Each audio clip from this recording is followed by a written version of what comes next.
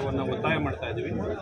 ಬರೀ ನಾಗೇಂದ್ರ ಅವರು ರಾಜೀನಾಮೆ ಕೊಡೋದಲ್ಲ, ಇದಕ್ಕೆ ಕಾರಣಕರ್ತರಾದ ಮುಖ್ಯಮಂತ್ರಿ ಸಿದ್ದರಾಮಯ್ಯನವರು ರಾಜೀನಾಮೆ ಕೊಡಬೇಕು, ಆರೋಪ ಹೊತ್ತಿರೋಂಥ ಶರಣ್ ಪ್ರಕಾಶ್ ಪಾಟೀಲ್ ಅವರು ರಾಜೀನಾಮೆ ಕೊಡಬೇಕು, ವಾಲ್ಮೀಕಿ ಅಭಿವೃದ್ಧಿ ನಿಗಮದ ಅಧ್ಯಕ್ಷರು ಕೂಡ ರಾಜೀನಾಮೆ ಕೊಟ್ಟು ಇಡೀ ಪ್ರಕರಣವನ್ನು CBI ತನಿಖೆಗೆ ಒಪ್ಪಿಸಬೇಕು ಅಂತೇಳಿ ನಮ್ಮ ಭಾರತೀಯ ಜನತಾ ಪಾರ್ಟಿ ಒತ್ತಾಯ ಮಾಡ್ತಾ ಇದೆ.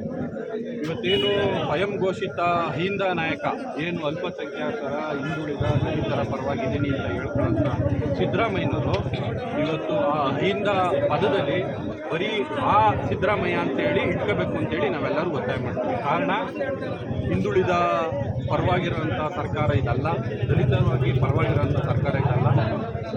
ಕಳೆದ ಒಂದು 3-4 ತಿಂಗಳು ಹಿಂದೆ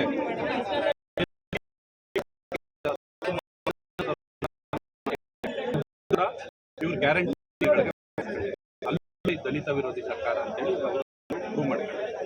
ಇವತ್ತು ST ಸಮುದಾಯದಲ್ಲಿ ನೀವು ವಾಲ್ಮೀಕಿ ಅಭಿವೃದ್ಧಿ ನಿಗಮದಲ್ಲಿ ಇಟ್ಟಿದ್ದಂಥ 187 ಕೋಟಿಯನ್ನು ನುಂಗಿದ್ದಾರೆ ಅಂದರೆ ಇವರು ಅಹಿಂದದಲ್ಲಿ ಹಿಂದ ಅನ್ನೋದನ್ನ ತೆಗೆದು ಬರೀ ಆ ಸಿದ್ದರಾಮಯ್ಯ ಅಂತ ಹೇಳಿ ಇವರು ಅಲ್ಪಸಂಖ್ಯಾತರ ಪರವಾಗಿ ಮಾತ್ರ ಇದ್ದಾರೆ, ಬರೀ ಮುಸ್ಲಿಂ ಪರವಾಗಿ ಇದ್ದಾರೆ ಬಿಟ್ರೆ ಯಾವ ಜನ ಪರವಾಗೂ ಕೂಡ ಈ ಸರ್ಕಾರ ಇಲ್ಲ. ಅದಕ್ಕೋಸ್ಕರ ಇಡೀ ನಮ್ಮ ಭಾರತೀಯ ಜನತಾ ಪಾರ್ಟಿ ಈ ಹಗರಣವನ್ನು CBI ತನಿಖೆಗೆ ಒಪ್ಪಿಸ್ಬೇಕು ಅಂತೇಳಿ ನಾವು ಒತ್ತಾಯ ಮಾಡ್ತಾ ಇದ್ದೀವಿ. ಮುಂದಿನ ದಿವಸಗಳಲ್ಲಿ BJPಯವರು ಪ್ರತಿಭಟನೆ ಮಾಡ್ತಾವ್ರೆ, ನಾವು ಮಾಡಿದ್ದೇ ಸರಿ, ನಾವು 136 ಸೀಟ್ ಇದ್ದೀವಿ, ನಾವು ಹೆಂಗಿದ್ರೂ ನಡೆಯುತ್ತೆ ಅಂತ ಏನಾದ್ರು ಒಂದು ಬಂಡತನ ಪ್ರದರ್ಶನ ಮಾಡಿದ್ರೆ ಈ ಕಳೆದ ಲೋಕಸಭಾ ಚುನಾವಣೆ ಜನತೆ ಉತ್ತರ ಕೊಟ್ಟರೆ ಮುಂದಿನ ದಿವಸದಲ್ಲಿ ಇಡೀ ಭಾರತೀಯ ಜನತಾ ಪಾರ್ಟಿ ಬೇರೆ ರೀತಿಯಲ್ಲಿ ಉತ್ತರ ಕೊಡೋದಕ್ಕೆ ನಾವೆಲ್ಲ ಸಮರ್ಥಿಸ್ತೀವಿ ಅಂತ ಹೇಳಿ ಇಷ್ಟಪಡ್ತೀವಿ.